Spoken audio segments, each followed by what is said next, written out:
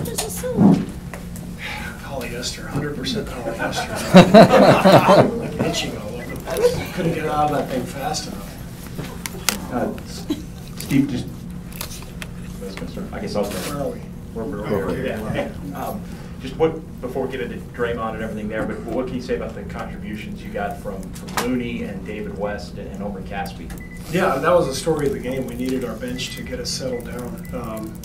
We were just awful for, I guess, 2.5 quarters. You know, we finally kind of climbed back in it the end of the third, and it took our bench to really settle us down and get us into you know, some kind of a groove at both ends of the floor. So can't say enough about Omri, staying ready. I've hardly played him all year, and you know, if Draymond doesn't get kicked out, I don't think Omri gets in the game. I'm not sure Looney gets in the game, but Omri was tremendous, and then I could not be happier for Kavan. He's worked so hard. You know, the poor kid has had 2 surgeries the first 2 years, 1 on each hip. Got himself in incredible shape this summer. Lost 20 pounds. Had a great camp, but he's got so many people ahead of him. So I wanted to activate him. I did the last 2 games because he's earned it. And I told him after the game, that's just karma. You know, you work that hard, you put that kind of effort in, you have such a good camp. Things tend to go your way, and he was the story of the game. David was great, but David's been an all-star. He's been around forever. David's had a million great games. Omri and Kavan were the story for me. Steve, what did you see with the sequences that led to the ejections? I didn't see much of anything. It looked like Draymond and Beal got wrapped up trying to go for a rebound, and then I looked up and afterwards saw a highlight, you know, or a replay, but it was tough to tell what happened, so I don't really know. Were you surprised at all that Draymond got tossed? I mean, I know you had the tee before, but what do you think once you now have seen the video? I'm not sure why he got kicked out, whether it was because it was his second technical or if he would have been kicked out anyway, because he was in an altercation. I wasn't thrilled with his first technical. I don't think he deserved it. He deserved a delay of game. I was standing right next to Draymond and the official. And he didn't swear. He didn't say anything insulting.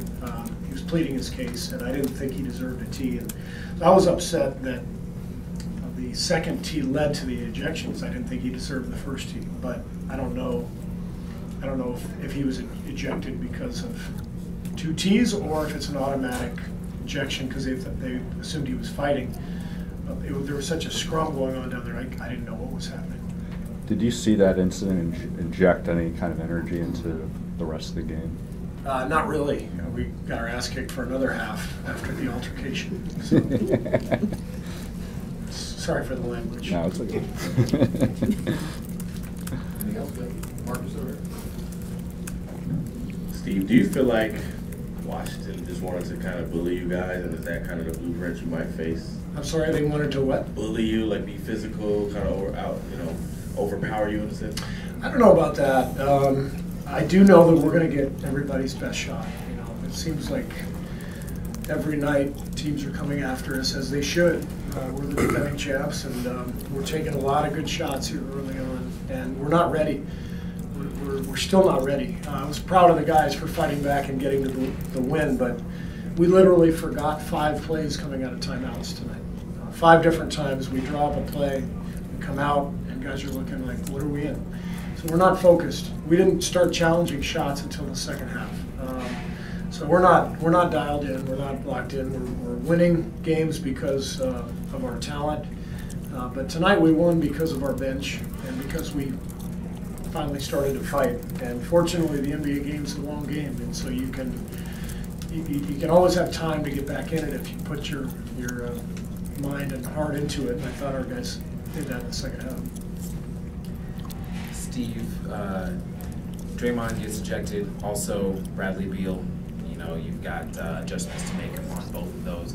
Who do you think forced you to make more adjustments? And specifically with Beal, do you feel like it was important you know, down the line that he wasn't in the game? Well, Beal's one of their best players. Draymond's one of our best, so it's a big loss for each team.